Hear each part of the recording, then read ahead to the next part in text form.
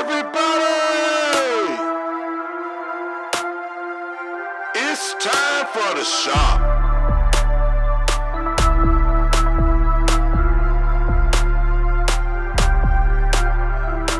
Everybody,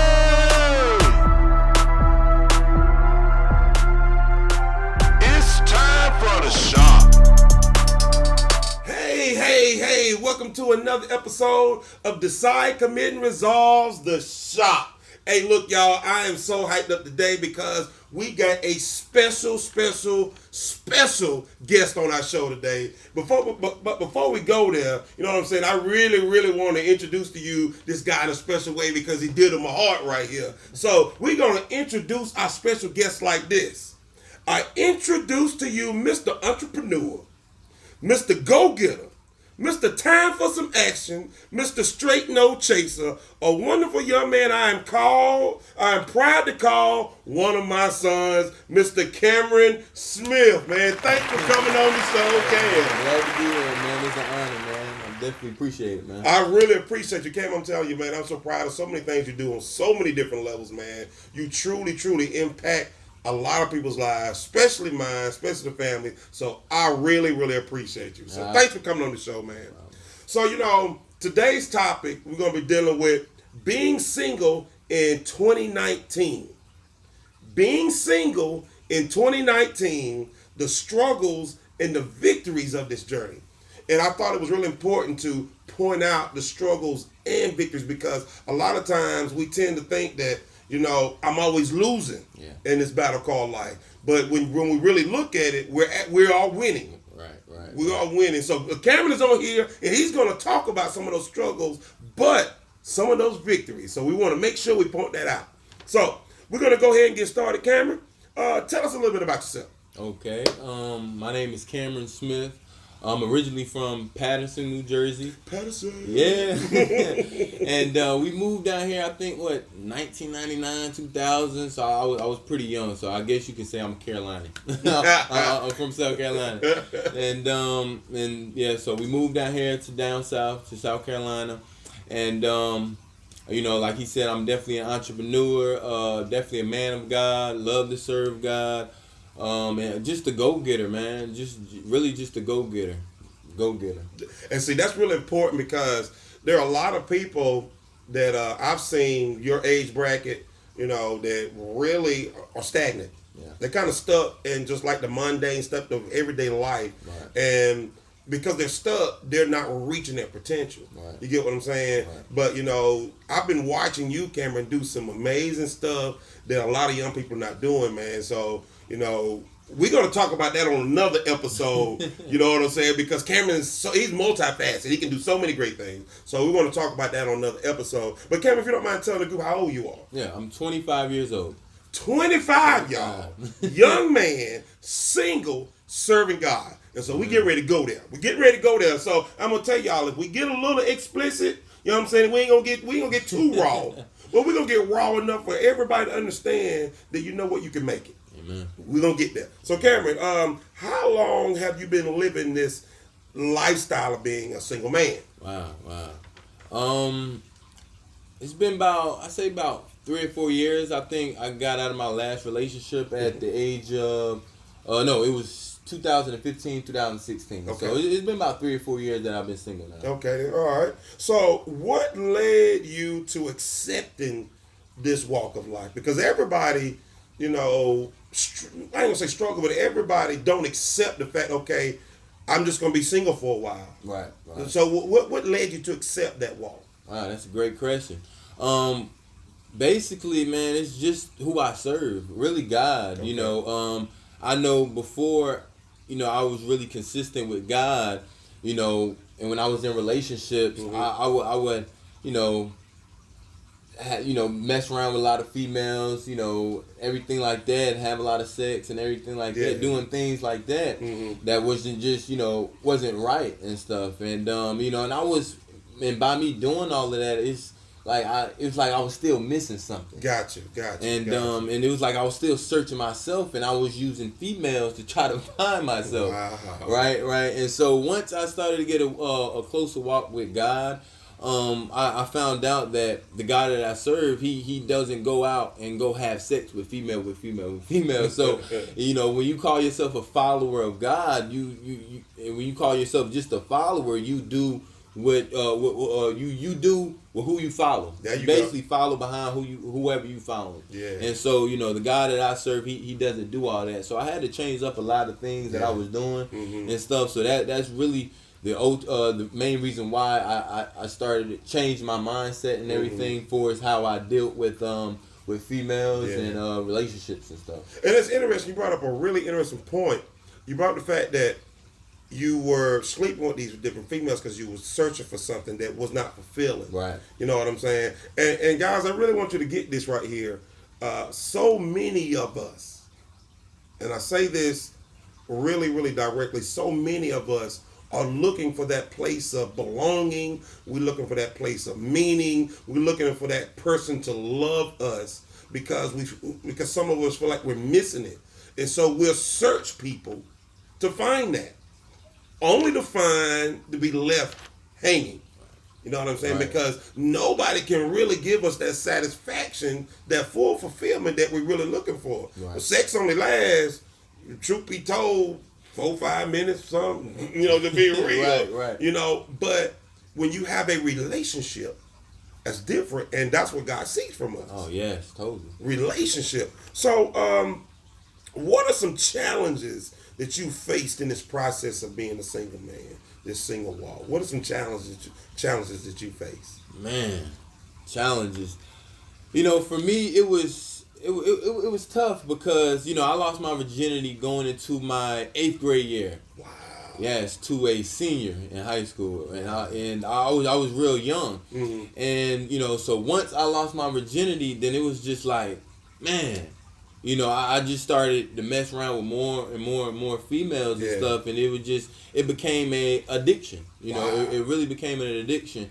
And it was real tough for me. It was real tough for me. You know, I would go through certain things in life. Yeah. And so, you know, what I would go do is go run, you know, to the female because of how they made me feel. And it was crazy because I started equating sex with love. Woo. You know, it was just so crazy. And then I thought, literally, by me laying down with this female, you know, and I in growing up, you know, certain love I didn't have, you know, from, you know, that I needed, and I was equating that, you know, with love, and then I just find myself getting more entangled in it and stuff, and then when I wanted to, you know, wing myself off of that and try to, you know, focus, I found out that it was real hard because the time that we live in, man, everything is about sex. Commercials, you know, football games, you know, and, you know, as a young black male here in America, it's all around us. Yeah. And, you know, now, you know, us growing up now, it's like you don't have, you know, a lot of times, you know, people don't sit you down and explain and talk about, you know, sex. And what that is and how you supposed to use it and everything like that. So I was going in completely blind, and then I thought that I can really just, you know, stop doing it, you know, just on my own will, that wasn't the case. Yeah, it was hard. It was very hard. You pointed out a couple things I really want to touch base on. You talked about how, for one, how sex sells basically, and you see sex in everything. In today's time, commercials and whatnot. And one of the commercials that came to mind was a Hardee's commercial. And the chick has got on the Daisy Duke shorts. She got on the not halter top, but the shirt that's tied at the waist and the cleavage is pushed up. Right. And I'm saying to myself, does it take all that to sell a burger? Exactly. Because when you look at it, you ain't looking at the burger. You're really looking at the female that's holding the burger. Right. So we see that. That's what we constantly are envisioning, constantly seeing.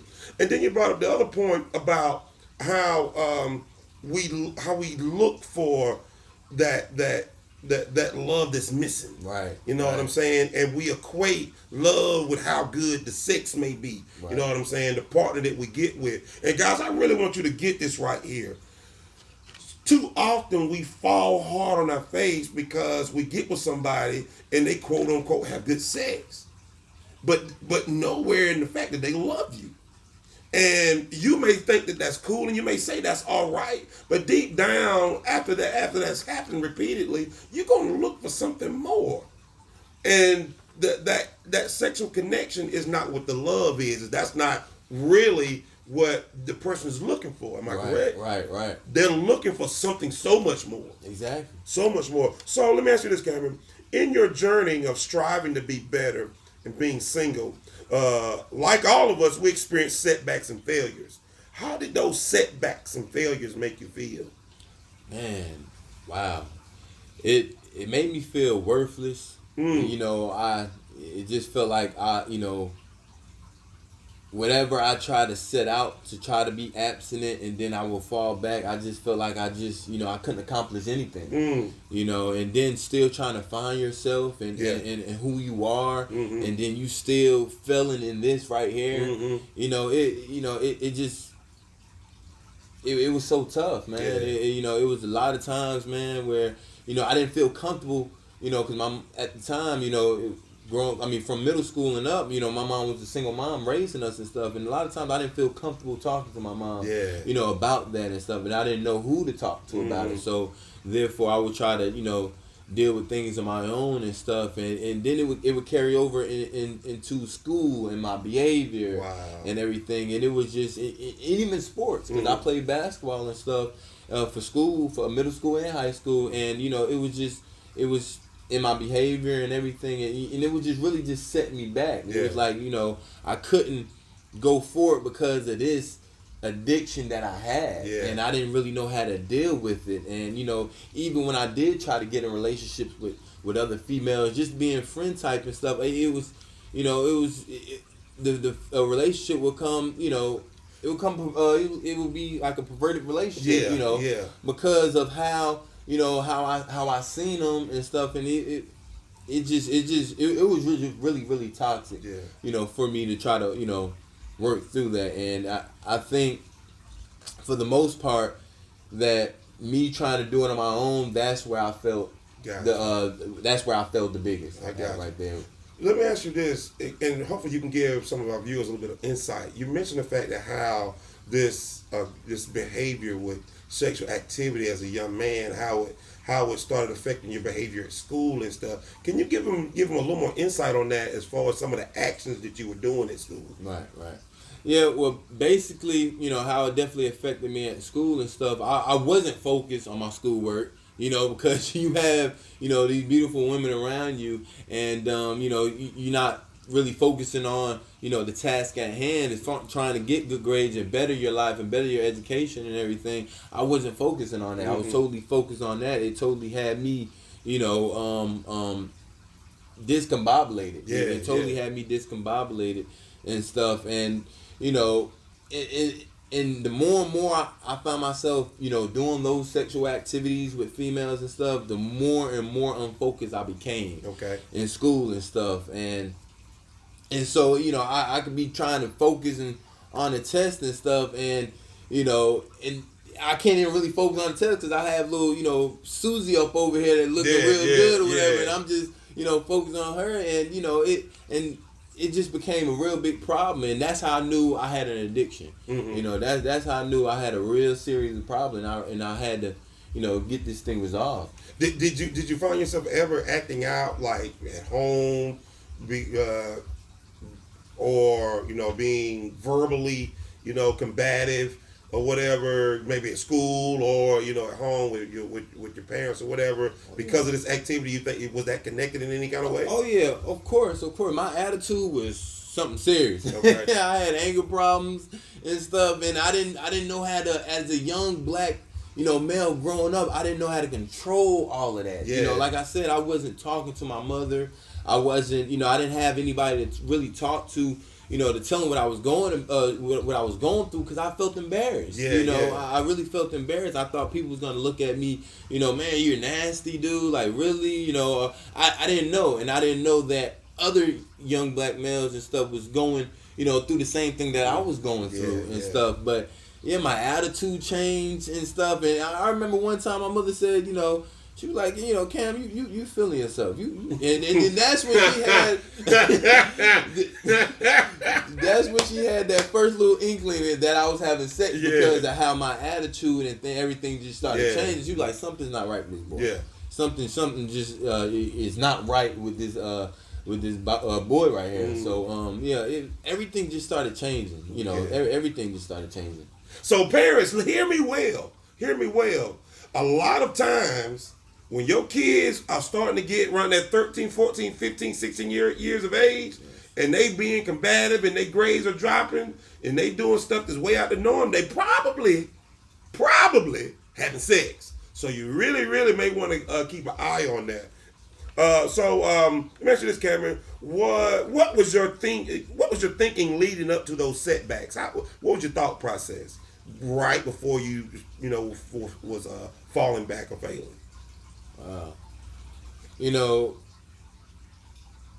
My thought process it was very cloudy. Okay.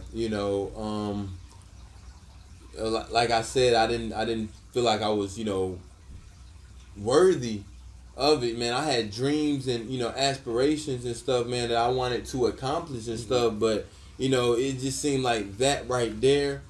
It was like a little nagging itch that would just never go away, and it was crazy because I found myself 9th grade, getting this senior. I was in 9th grade playing on basketball team and everything. I got this senior pregnant, and man, I was so devastated. Wow. And like I said, this is I lost my virginity going into my 8th grade year, and through that little short period of time. I just kept, having sex with females and stuff and, really wasn't going to find nobody to go talk to. And now, bam, 9th grade, I got this problem going on. Yeah. I literally thought my whole life was just over. Yeah. I started contemplating, suicide. I didn't want to be here anymore. I had dreams to try to go to the NBA, college and stuff. And I just, I was like, man, I can't do this now. I got to go ahead and find me a job. To support my kid, because I know my mother's definitely not going for that. I'm gonna be working. She ain't playing that. She's not playing that. And so, it was just really, really, really tough. And it was crazy. I remember the young girl. We talked and stuff. And she asked me what I want to do. I'm like, I'm 9th grade. You asked me what I want to do. Yeah. And stuff. And of course, one thing about me, I don't believe in abortion or anything like that.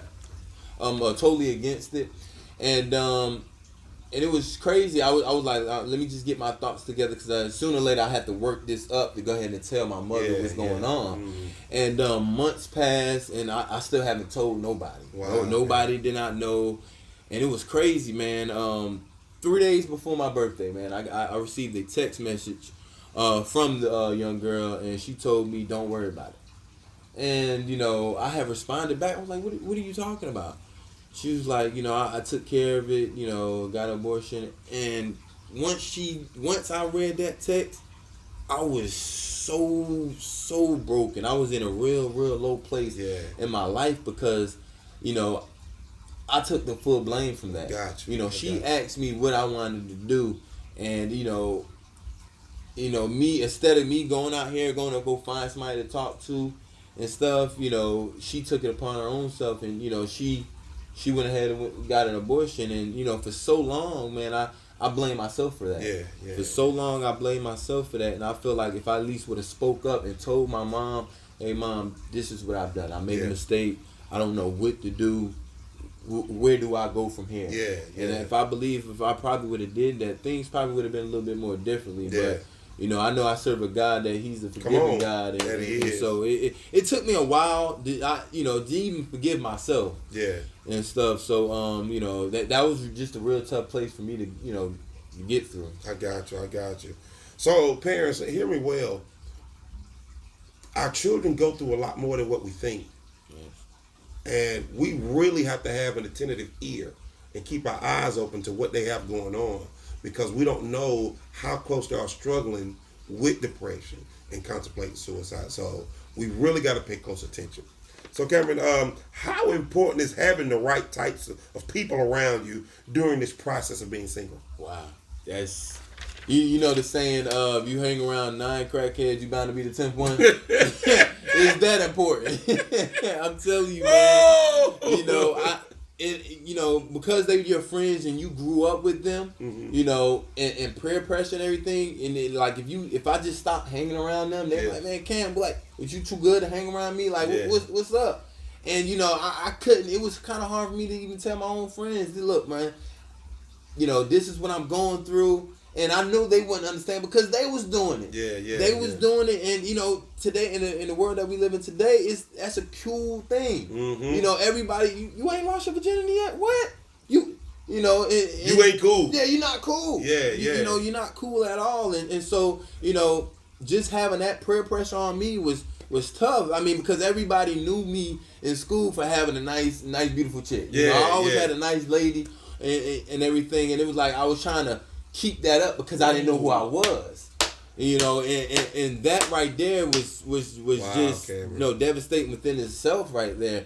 And so it's very, very important to have, you know, a good support system around you. If you have people that's around you that's, you know, doing something that you trying to break away from, you have to you got to find somebody, man, to talk to. You have to get away from those people because you know your environment. You know, a lot of times your environment, you know, you become your environment. That's sometimes, right. Especially if you're not strong enough and stuff, and if you around a lot of those people. And one thing that I learned is that when I was doing something negative, all my friends was doing something negative. That's one thing we had in common. Birds of a feather flock together. You feel me? it was so crazy because if I was smoking marijuana, then all my friends that I was connected to was smoking marijuana. I didn't have not one friend that wasn't smoking marijuana. Exactly. But we didn't have nothing in common. Yeah. You feel me? And if I was having sex, all my friends was having sex. Exactly. Because you know, and you know, because we had that in common. We could relate to that. And it's crazy that I called that, you know, your friend, you know, but just because you have certain things in common, and even if it's, you know, in a negative way, you still look at that, you know, as my friend, but you know, knowing deep down that you need help, and I understand too that them guys was hurting too. You know, they was in a hurt place that they didn't even understand. Come on, Cameron, come on. And so, you know, you got hurt people chilling with hurt people. It's just gonna make more hurt people. That's right. You know, you know, we all bleeding on each other and stuff. We don't know how to talk and how to deal with everything. And so we just thought about chasing females and doing that. We use that as you know, something to comfort us. Yeah, that's supposed to be the fix. Yeah, that's supposed to be the fix. That's the fix. Exactly. I'm gonna smoke a blunt, get with a girl, and that's gonna fix everything. But the whole time it's making matters completely worse. Right. Please hear me when I say this. So in those times when you were struggling the hardest, you know, late nights, you know, early mornings or whatever, and you know you can reach out to, you know, the old flame, or you could call up somebody who you know, then chit chatted with. You know you can hook up with them because you at that spot, you at that place, man, and you know what? I'm ready to do something. What do you do, Cam? Wow. Well, then I always fail. But now, man, I you know, just understanding who I am and who I serve, you know, it's not even worth it. You know, it's not worth it. So, you know, a lot of times what I do, I will pray. Yeah. I will go reach out to a you know, either my pastor, you know, either, you know, somebody that's close to me that, you know, that can relate and understand. You know, and I had accountability partners. There you know, you go. I would literally go, you know, what I call tell on the devil. Hey, look, pastor, this is what I did, and you know, A, B, C, and D. So, you know, I told him, so now he knows where I'm at. Yeah. So now he can go ahead and call and check on me, hey, Cam, you know, and now he was just holding me accountable. There you go. And stuff. But really, man, ultimately, it was just God. Yeah.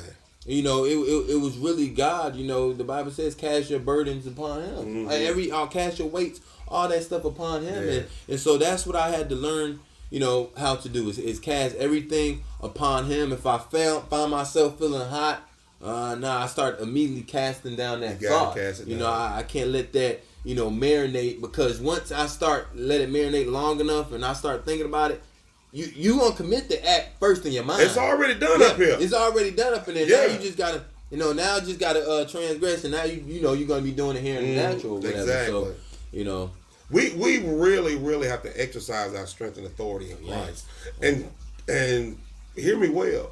Some days are tougher struggles than others, and it doesn't matter if it's sex, drugs, you know what I'm saying, spending money unnecessarily, whatever the case may be, whatever your vice is, we really, really have to call on the strength that's higher than ourselves because we just don't have that kind of power. So, you're living a single life now in hopes to find the future Mrs. Smith. Yes. So what are you doing to prepare yourself to be the husband of God, the husband God is calling you to be? Great question. Well, first, you know, I understand and I know that God is a redeemer. Okay.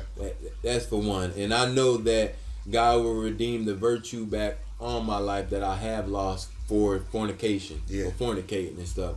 So just by me, you know, holding myself, you know, for my wife in the future, you know, and saying that this is what I'm gonna do, you know, just for her. Okay. You know, is real big for me because I look at that as honor, man. Yeah. You know, if I say if I love you, you know, love is the action word. It is. So therefore, I'm gonna do what I need to do. Mm-hmm. You know, to show you that I love you and everything, and show you that I love my future wife and stuff. So you know, that's a lot of things what I'm doing. You know, right now is just staying away from things that will try to bring that old me back up. Exactly. You know, staying away from that. Make sure I'm staying in the Word. Make sure I'm staying prayed up. And because in this society today, 2019, what we live in, you have to. If you think you can go through this world without getting burnt, nah. I'm telling you, need God. I'm telling you, you need Him. You got to stay prayed up. Man. That's what I do. And I find myself sometimes, man, you walking. I walk past a beautiful young lady. Nah, I'm not gonna look. I'm keep walking, and just fighting it. I mean, I know it may sound funny to people and stuff, but you have to start from somewhere. You gotta start from somewhere. Exactly. And I'm gonna tell you something before we get ready to close this out. When your struggles are that hard, if they're that tough, then sometimes you may need to go a step further and get some counseling for what you have going on. There's nothing wrong with that. There's nothing wrong. Please hear me well. There's nothing wrong with getting good, sound help to help you get through that transition stage. Sometimes that's what it takes. And we can't do this by ourselves. We can't. God got people in place just to help us get through these situations. Amen. So, Cameron, our last question right here. What advice would you give your viewers, the viewers out here, who are walking this same walk of being single? Man, don't give up. I'm telling you, man. Say it again, Kim. Don't give up. I know it may sound like a cliche. You hear it a lot, and for his other topics and everything. But I promise you, man, it's so worth it. It's so worth it. Once you know who you are and who you serve and everything, then that's my promise because I know who I am and I know who I serve. That's what I constantly think, and so. To help me get through this. Yeah. And so, find you somebody. I mean, please, because, that one little thing can spiral out and be something very, very big. And you can find you once having, sex and, fornicating, and that can carry over to pornography, masturbation, all of that stuff. So don't give up. It's people out here that can definitely help you, pray for you, but just don't give up.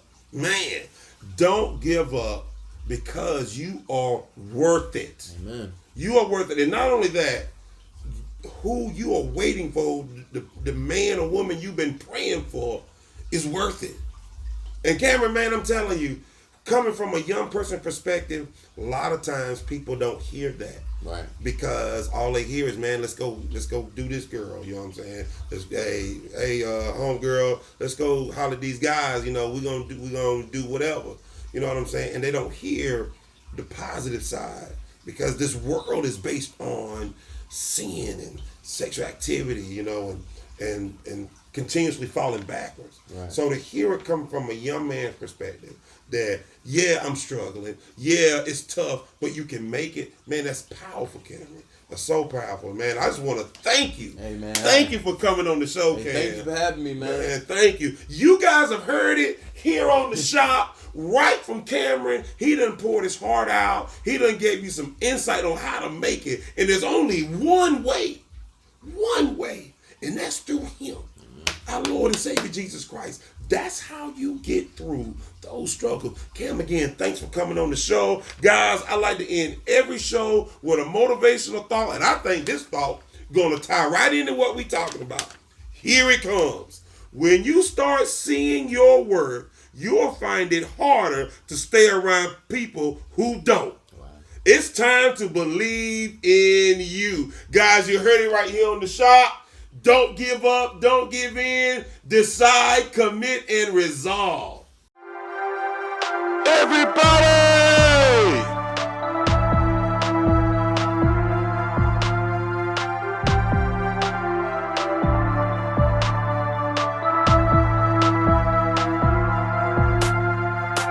It's time for the shop.